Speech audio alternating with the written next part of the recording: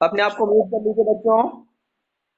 अ, आज fundamental steps of thermodynamic part 2 की class है। और कल हमने सिस्टम्स, सराउंडिंग और पर्टिकुलर जो प्रोसेस होते हैं थर्मोडायनामिक उसके बारे में चर्चा किए हैं। आज हम जिस पॉइंट पे चर्चा करने वाले हैं उसमें से स्टेट फंक्शंस, जिसको आप हिंदी में अवस्था फलन कहते हैं, पाथ फंक्शन, पथ फलन, और कुछ एग्जाम्पल स्टेट फंक्शन और पाथ फंक्शन के साथ में हम जीरोथ लॉ ऑफ थर्मोडायनामिक्स के बारे में आज चर्चा करेंगे, ऊष्मागति का शून्यवा नियम, और concept of heat and work, ऊष्मा और कार्य के अवधारणा पर चर्चा करेंगे। साथ ही हम उसके इकाइयों पर भी चर्चा करेंगे कि ऊष्मा और कार्य की कौन कौन सी इकाइयां हैं जिसका प्रयोग हम करते हैं।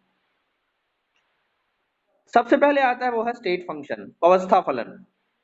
आप ये जानते होंगे कि हमने कल इस पर कुछ बातें की थी कि सिस्टम जो रहता है किसी पर्टिकुलर यूनिवर्स में, वो हिस्सा जिसका हम थर्मोडायनेमिकली स्टडी के लिए यूज करते हैं वो सिस्टम कहलाता है। तो जब वो पर्टिकुलर एक स्टेट से दूसरे स्टेट में जाता है और जाने पर उसके बहुत सारे डेटा में परिवर्तन आता है। कौन कौन से? एक अवस्था से जब दूसरी अवस्था में जब कोई निकाय परिवर्तित होता है, जाता है, तो उसके कौन कौन से फैक्टर में परिवर्तन आएगा, वो फैक्टर जो रहता है वो अवस्था फलन कहलाता है। सपोज मान लीजिए कि किसी सिस्टम का एक टाइम में टेम्परेचर T1 था, लेकिन हमने देखा कि जब वो कुछ कुछ समय पश्चात हमने देखा तो उसका जो टेम्परेचर हो जाता है वो T2 हो जाता है। तो क्योंकि आपने देखा कि पहले उस अवस्था का टेम्परेचर T1 था और कुछ समय पश्चात उसकी जो टेम्परेचर T2 हो जाता है, तो T1 और T2 में जो अंतर आया वो निकाय की अवस्था में बदलने के कारण अंतर आया, इसलिए टेम्परेचर एक अवस्था फलन कहलाएगा। वैसे ही यदि एक एक पर्टिकुलर स्टेज में उसका वॉल्यूम जो है V1 है और अंतिम अवस्था में उसका वॉल्यूम बदल जाता है, तो उस अवस्था के बदलने के कारण उसके वॉल्यूम में जो बदलाव आया, इसलिए वॉल्यूम भी क्या कहलाएगा? आपका अवस्था फलन कहलाएगा। तो पर्टिकुलर ऐसा जो कोई भी प्रॉपर्टीज जो उसके अवस्था, मतलब सिस्टम के स्टेट के चेंज होने पर चेंज हो जाता है, उसके स्टेट पर डिपेंड करता है, उसकी नेचर पर डिपेंड करेगा, वो कहलाएगा आपका स्टेट फंक्शन। स्टेट फंक्शन के अंतर्गत आप बेसिकली जो जो पढ़ेंगे उनमें सबसे पहले आता है इंटरनल एनर्जी, जिसको आप आंतरिक ऊर्जा कहते हैं। इसे कैपिटल ई या कैपिटल ई से यू से इंडिकेट करते हैं। दूसरा कहलाएगा आपका एंट्रोपी। आपका पहला स्टेट फंक्शन जो है जो ज्यादातर आप यूज करते हैं, अभी पढ़ेंगे इसको एग्जांपल में, ये आंतरिक ऊर्जा जिसको इंडिकेट करते हैं ई या यू से। दूसरा कहलाएगा आपका एंट्रोपी, जिसको आप इंडिकेट करते हैं कैपिटल ए से। तीसरा एंथैल्पी, इंडिकेट करते हैं एस से। चौथा गिब्स फ्री एनर्जी, जिसे इंडिकेट करते हैं आप कैपिटल जी से या कभी कभी कैपिटल एफ से भी इंडिकेट किया जाता है। चौथा जो है वो वर्क फंक्शन, जिसे आप कार्य फलन भी कहते हैं, इसे कैपिटल ए से इंडिकेट किया जाता है। और पांचवा जो बहुत इंपॉर्टेंट है, जो आपके सिलेबस में भी है, वो है हीट कैपेसिटी, ऊष्माधारिता at a constant pressure Cp at a constant volume Cv। ये सभी के सभी के अलावा टेम्परेचर, प्रेशर, वॉल्यूम भी आपके स्टेट फंक्शन का एग्जाम्पल है, ये याद रखिएगा। अगला आता है प्रॉपर्टीज ऑफ स्टेट फंक्शन। तो उसमें बेसिकली दो प्रॉपर्टी पाई जाती है कि जब किसी निकाय की अवस्था में परिवर्तन लाया जाता है तो अवस्था फलन में परिवर्तन सिर्फ निकाय के प्रारंभिक और अंतिम अवस्था पर निर्भर करता है, उसके पाथ पे डिपेंड नहीं करता, उसके पथ पर डिपेंड नहीं करता कि उसका वो किस पाथ को फॉलो करते हुए पहुंचा हुआ है। केवल हम ये देखते हैं कि उसका इनिशियल स्टेट क्या था और फाइनल स्टेट क्या होता है। उसके पाथ कैसा भी हो, उससे उसके स्टेट फंक्शन के डेटा में कोई परिवर्तन नहीं आता। दूसरा, सामान्यतः दो या तीन अवस्था फलनों के मानों के निर्धारण से किसी निकाय की अन्य अवस्था फलन के मान निश्चित हो जाते हैं। जैसे मान लीजिए कि आपने टेम्परेचर और प्रेशर को कैलकुलेट कर लिया, तो ऑटोमेटिकली कई बार आप आसानी से उसका वॉल्यूम भी कैलकुलेट कर सकते हैं। मतलब अगर आपको किसी पर्टिकुलर एक सिस्टम के दो स्टेट फंक्शन डिटरमाइन कर लिए हैं, तो तीसरे, इसका मतलब उसके आगे आने वाले स्टेट फंक्शन को आप ऑटोमेटिकली कैलकुलेट कर सकते हैं। ये प्रॉपर्टी पाई जाती है स्टेट फंक्शन में। नेक्स्ट आता है आपका पाथ फंक्शन, पथ फलन। तो आपने ऐसा देखा होगा कि बहुत सारे सिस्टम में उसके इनिशियल स्टेट पे डिपेंड और फाइनल स्टेट पे डिपेंड नहीं करता है। तो आपको कुछ ऐसे एग्जांपल भी मिलेंगे सिस्टम में जो उसके स्टेट पे डिपेंड ना करके इस बात पे डिपेंड करता है कि वो किस रूट को फॉलो करते हुए चेंज हुआ है। जैसे आपको एक कर्व दिखाई दे रहा होगा, ये कर्व देखिए आप।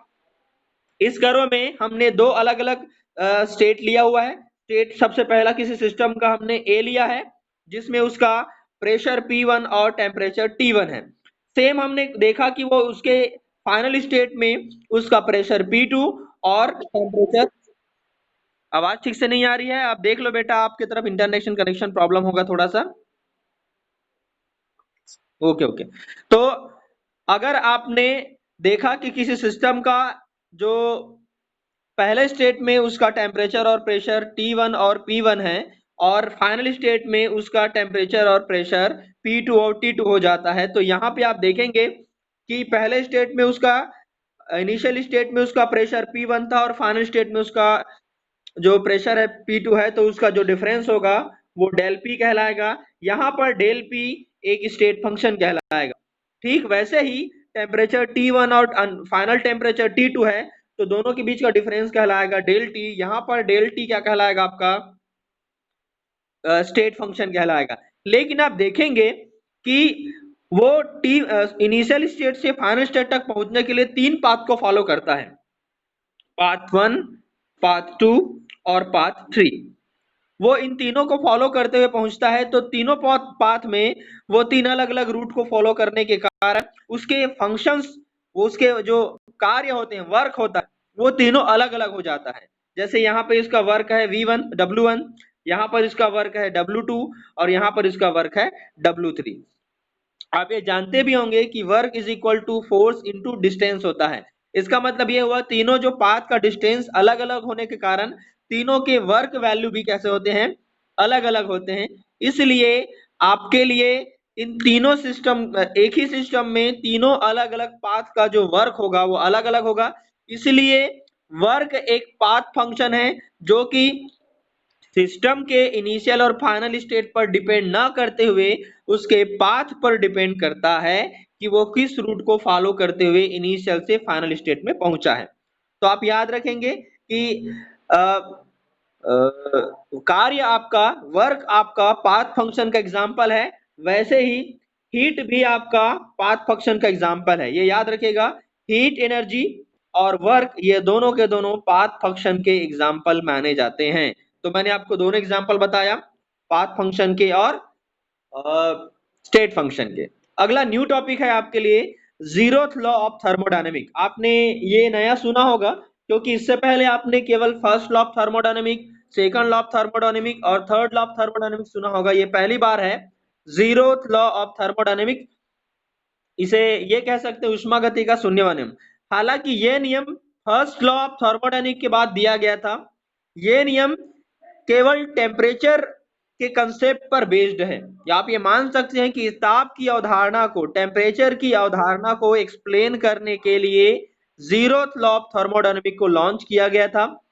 इसके नियमानुसार कोई दो सिस्टम, मतलब कोई दो तंत्र ए और बी, यदि किसी तीसरे तंत्र सी के साथ पृथक पृथक रूप से तापीय साम्यावस्था, इसका मतलब टेम्परेचर इक्विलिब्रियम में है, if two systems are each in thermal equilibrium with a third system C, they are also in thermal equilibrium with each other।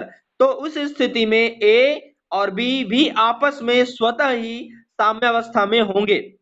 यदि कोई दो सिस्टम A और B किसी तीसरे सिस्टम के साथ डिफरेंट फॉर्म में टेम्परेचर इक्विलिब्रियम में होंगे, तो ऑटोमेटिकली वो आपस में भी क्या हो जाते हैं, टेम्परेचर इक्विलिब्रियम में आ जाते हैं। इसे इस आधार पे समझा जा सकता है, एक एग्जांपल देख लीजिए। सपोज मान लीजिए कि अभी A और B दोनों अलग अलग हैं, आपस में जुड़े नहीं हुए, और वो दोनों C तीसरे सिस्टम के साथ टेम्परेचर इक्विलिब्रियम में है। क्या बोला, समझ में आ रहा है आपको? A और B अभी एक दूसरे से कनेक्टेड नहीं है, तो A अलग से C के साथ और B अलग से C के साथ टेम्परेचर इक्विलिब्रियम में होंगे, तो बाद में वो ऑटोमेटिकली एक दूसरे के साथ भी स्वतः ही टेम्परेचर इक्विलिब्रियम के स्टेट में आ जाते हैं। इसका मतलब यह हुआ कि जब भी कोई दो सिस्टम किसी तीसरे सिस्टम के साथ टेम्परेचर इक्विलिब्रियम में आते हैं तो बाद में वो ऑटोमेटिकली स्वतः ही टेम्परेचर इक्विलिब्रियम में आ जाते हैं। ये कहलाता है आपका जीरोथ लॉ ऑफ थर्मोडायनेमिक। ये आप टेम्परेचर के आधार पर इसे टेम्परेचर के कंसेप्ट को कि टेम्परेचर कैसे फ्लो होता है और उनमें इक्विलिब्रियम स्टेट कैसे होता है। इसमें एक कंडीशन है जो आपको समझनी है, वो ये कि ए और बी में किसी भी प्रकार का कोई टेम्परेचर या हीट एनर्जी का एक्सचेंजेशन नहीं होता है। ना ए कोई हीट एनर्जी बी को ट्रांसफर करेगा और न ही बी कोई हीट एनर्जी किसको ट्रांसफर करेगा, ए को ट्रांसफर करेगा। ये कहलाता है आपका zeroth law of thermodynamics. Next आता है आपका कंसेप्ट ऑफ हीट। बहुत सारे बच्चे जो है ऊष्मा और ताप को लेकर कंफ्यूज रहते हैं, इसलिए इस टॉपिक को मैंने दिया है और बाद में इसमें मैंने बताया भी है कि ऊष्मा और ताप में क्या डिफरेंस है। तो सबसे पहले हीट एनर्जी को या हीट को जिसने डिफाइन किया वो था जे ए बेटी। इसके अनुसार ऊष्मा ऊर्जा का वह रूप है जो एक निकाय एवं एक परिवेश, एक निकाय का मतलब one system and one surrounding. ऊष्मा ऊर्जा का वह रूप है जो एक निकाय एवं परिपार्श्विक या परिवेश के मध्य तापांतर उपस्थित होने के कारण, इस पॉइंट को याद रखेंगे, तापांतर उपस्थित होने के कारण निकाय की सीमा के आर पार across the boundary of the system निकाय की अवस्था परिवर्तन के दौरान, याद रखा होगा आपने, निकाय की अवस्था परिवर्तन के दौरान उच्च ताप बिंदु से निम्न ताप बिंदु की ओर प्रवाहित होता है, उसे ऊष्मा कहा जाता है। अकॉर्डिंग टू जे ए बेटी, heat is defined as the energy that flow across the boundary of a system during a change in its state in virtue of difference in temperature between the system of surrounding and the flow from the point of high to a point of lower temperature। इसका मतलब यदि एक निकाय से दूसरे निकाय में एक में ताप ज्यादा और दूसरे में ताप कम है, इसका तात्पर्य यह है कि ऊष्मा अधिक ताप से निम्न ताप की ओर प्रवाहित होती है। यही जो फ्लो होता है, जो भी फ्लो होगा जिसके कारण उसमें परिवर्तन आएगा टेम्परेचर में, वो कॉज ही आपका हीट कहलाता है। यह एनर्जी का एक फॉर्म है। दोनों में क्या डिफरेंस है टेम्परेचर और हीट में, ये देख लेते हैं। Heat is the energy one form of energy, it is the thermal energy. ऊष्मा एक प्रकार की ऊर्जा है और यह तापी ऊर्जा भी कहलाता है। जबकि temperature is not an energy, it is thermal state of the physical body और सिस्टम। यह केवल यह ऊर्जा नहीं है बल्कि थर्मल ऊर्जा को मापने का, थर्मल एनर्जी को मापने का इंडिकेटर है जो कि फिजिकल की पर्टिकुलर स्टेट पर डिपेंड करता है। दूसरा, heat transfer is the reason behind temperature change. इसका तात्पर्य है कि ताप में परिवर्तन का कारण ऊष्मा है। ये याद रखना, ताप में जो भी परिवर्तन दिखाई देता है उसका कारण ऊष्मा है। ताप जबकि केवल एक मापक है और ऊष्मा एक प्रकार की ऊर्जा है। इसका दूसरा point, temperature variation can be the result of gain और लॉस ऑफ हीट। इसका मतलब ये कि टेम्परेचर, ताप में परिवर्तन ऊष्मा के उत्सर्जन और अवशोषण पर निर्भर करेगा।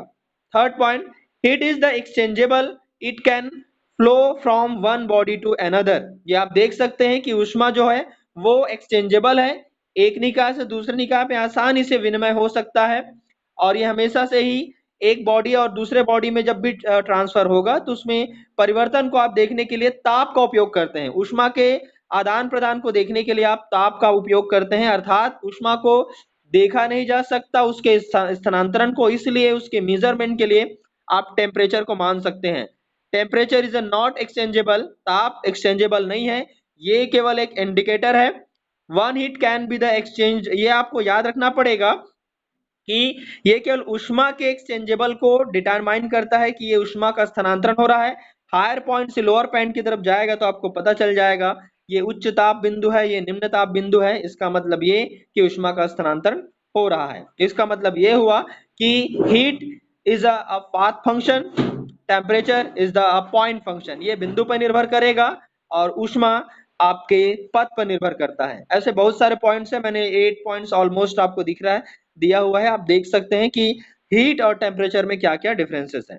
द नेक्स्ट वन, आप ये देख सकते हैं, मैंने इंडिकेट भी किया हुआ है, it is the flow of energy from a higher temperature to a lower temperature. Indicator वो आपने देख रहे होंगे कि मैंने थर्मोमीटर का उपयोग किया है। थर्मोमीटर से केवल और केवल आप टेम्परेचर मेजर कर सकते हैं, हीट को माप नहीं सकते, ऊष्मा को नहीं माप सकते, याद रखिएगा।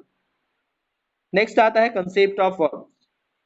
बहुत बार आप कंफ्यूज रहते हैं क्योंकि ऊष्मा और कार्य दोनों का जो यूनिट होता है वो सेम होता है। जैसे आपने देखा होगा, ऊर्जा का ऊष्मीय ऊर्जा का भी मात्रक जूल होता है और कार्य का मात्रक भी जूल होता है, लेकिन दोनों में बेसिक डिफरेंस क्या होगा ये अभी डेफिनेशन के बाद आपको बताते हैं। कि वैसे कार्य भी ऊर्जा विनिमय का ही एक रूप है, जो आपको मैंने पाथ फंक्शन के एग्जाम्पल के दौरान बताया था कि जब भी कोई वस्तु, एक निकाय एक पर्टिकुलर स्टेट से दूसरे स्टेट में ट्रांसफर होता है तो वो किसी न किसी पाथ को फॉलो करता है और उसके दौरान वो निकाय कोई ना कोई कार्य करता है। तो इसका तात्पर्य यह हुआ कि ऊष्मा जिस प्रकार से ऊष्मा में एक पाथ फंक्शन से दूसरे स्टेट में जाने में ऊष्मा का आदान प्रदान होता है और उसके फलस्वरूप वो कार्य करता है, उसी प्रकार आपको बताना पड़ेगा कि जब भी किसी सिस्टम और सराउंडिंग में कुछ टेम्परेचर चेंजेस या हीट एनर्जी में चेंजेस आ रहे हैं तो उसका कारण केवल इतना ही है कि उस सिस्टम ने कार्य किया है। कार्य करने के दौरान ही उसमें ऊष्मा में या ऊष्मीय ऊर्जा में या ताप में या कोई और अन्य फैक्टर में परिवर्तन आएगा। तो इसका तात्पर्य ये हुआ कि उस निकाय ने कोई कार्य किया। हालांकि दो तरह के कार्य पढ़ेंगे अभी हम, निकाय द्वारा किया गया कार्य और निकाय पर किया गया work done by system and work on the system. ये दोनों चीजें हम देखेंगे। एक बात और याद रखना पड़ेगा कि वर्क जो है एक प्रकार का मैकेनिकल कंसेप्ट है, ये यांत्रिकी अवधारणा है।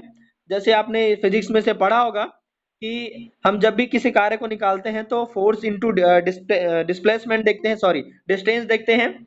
केवल बल और दूरी के गुणनफल को हम क्या मानते हैं, कार्य मानते हैं। और ये एक एग्जाम्पल आपको देखने को मिलेगा जो मैंने बताया था कि कार्य और ऊर्जा दोनों के यूनिट जो है ऑलमोस्ट क्या होते हैं, सेम होते हैं। ये भी आपको याद रखना पड़ेगा कि यह सिर्फ निकाय की अवस्था में परिवर्तन के दौरान ही उत्पन्न होता है। अगर निकाय की अवस्था में कोई परिवर्तन नहीं हो रहा है तो आपको पता चल जाएगा कि निकाय ने कोई कार्य नहीं किया है। यही चीजें किसमें शामिल है, ऊष्मा भी शामिल है कि अगर निकाय ने कोई कार्य नहीं किया हुआ है तो उसकी ऊष्मा ऊर्जा में भी कोई परिवर्तन नहीं आएगा। वस्तुतः कार्य ऊष्मा विनिमय के अतिरिक्त अन्य सभी प्रकार की ऊर्जा के रूप में व्यक्त किया जा सकता है। इसके बहुत सारे और तरीके हैं, अलग अलग प्रकार के और कार्य होते हैं। मैकेनिकल वर्क होता है, ग्रेविटेशनल वर्क भी होता है, सरफेस इंटरफेस इंक्रीज वर्क भी होता है और इलेक्ट्रिकल वर्क भी होता है। लेकिन ऊष्मा का केवल एक ही प्रकार होता है, ऊष्मा ऊष्मा के रूप में ही इंडिकेट किया जाता है। लेकिन वर्क के बहुत सारे वेरिएबल्स होते हैं, अलग अलग बहुत सारे कार्य हो सकते हैं। सभी में अलग अलग प्रकार के फैक्टर का यूज होता है। ग्रेविटेशनल में ग्रेविटेशनल वर्क अगर करेगा, गुरुत्वीय कार्य करेगा, तो उस समय उसमें ग्रेविटेशनल एक्सेलरेशन जो रहता है, गुरुत्वीय त्वरण का उपयोग किया जाता है। सामान्य यांत्रिकी कार्य में केवल बल और दूरी पर निर्भर करता है।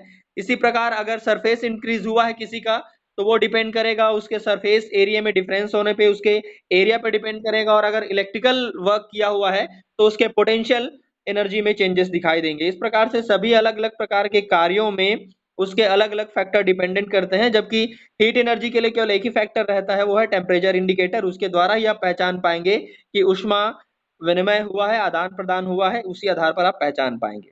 नेक्स्ट आता है unit of heat and work. मैंने बताया कि ऊष्मा और कार्य दोनों के जो सीजीएस जो यूनिट है वो दोनों का अलग अलग है और दोनों की एसआई यूनिट जो है वो सेम है। दोनों का एसआई यूनिट जो है वो जूल है।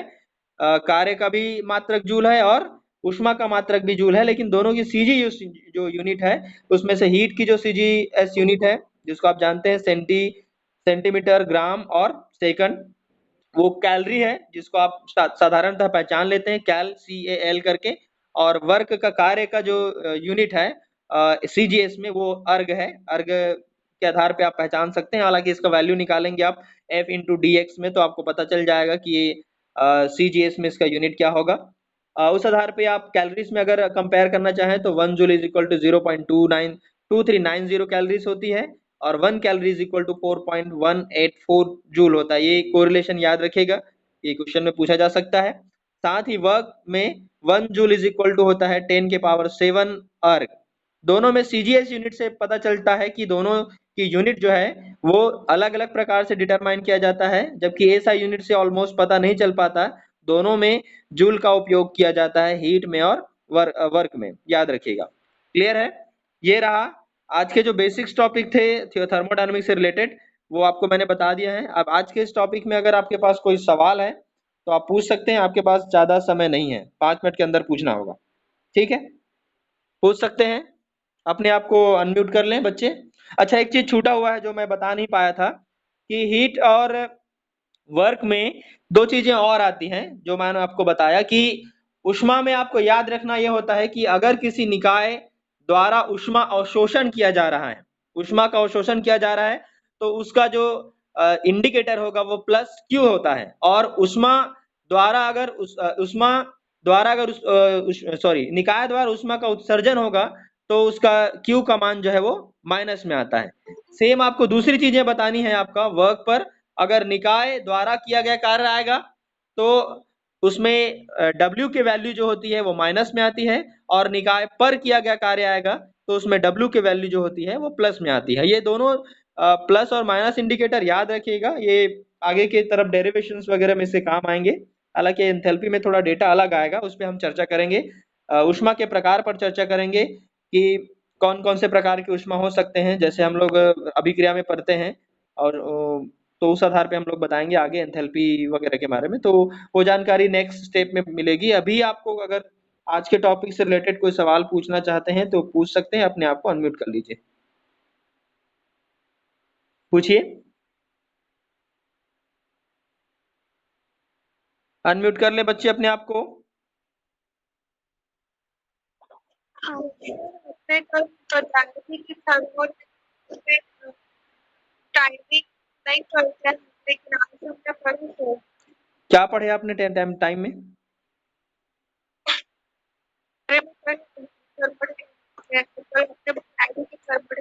नहीं, टाइम टाइम टाइम पढ़े बेटा, मैंने बोला दो चीज बोली थी उसमें, टाइम आएगा लेकिन टाइम डिपेंडेंट नहीं रहेगा थर्मोडायनेमिक।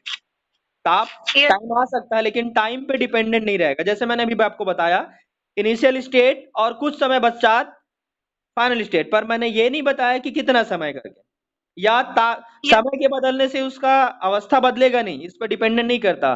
ठीक है, तो टाइम पे डिपेंडेंट नहीं करेगा, वो टाइम डिपेंडेंट नहीं रहेगा। तो थर्मोडायनामिक में टाइम कॉज नहीं आएगा कि टाइम की वजह से किसी का टेम्परेचर बदलेगा या प्रेशर बदलेगा या उसका ऊष्मा बदलेगा, टाइम ताप समय बदलने से नहीं आएगा। तो टेम्परेचर डिपेंडेंट नहीं है थर्मोडायनामिक, समय के कारण कोई भी परिवर्तन नहीं होगा, ये याद रखना। ठीक है, समय बदलेगा तो ये याद रखना है कि टाइम डिपेंडेंट नहीं है, पर समय बदल सकता है। पर हम कहीं पर भी सेकंड पे नहीं पढ़ेंगे कि ये S1 पे ये था और S2 पे है, डेल एस हमने कभी नहीं पढ़ा। तो आप अंतर पढ़ सकते हैं पर टाइम जो है वो उस पे अंतर नहीं आएगा। ठीक है, तो टाइम डिपेंडेंट नहीं है, टाइम का उपयोग किया जा सकता है पर टाइम डिपेंडेंट नहीं है, बस इतना है। ठीक है, और कुछ? जीरोथ लॉ ऑफ थर्मोडायनामिक्स पे कोई सवाल है? इसका बहुत डिस्क्रिप्शन नहीं दिया हुआ है, बहुत शॉर्ट में है, ये इतना ही आएगा जब भी पूछा जाएगा कि ऊष्मागति का शून्यवा नियम क्या है, उसका उदाहरण दीजिए। मैंने जो डायग्राम दिया हुआ था आप उसका एग्जांपल दे सकते हैं। ठीक है बच्चों? हाँ पूछिए।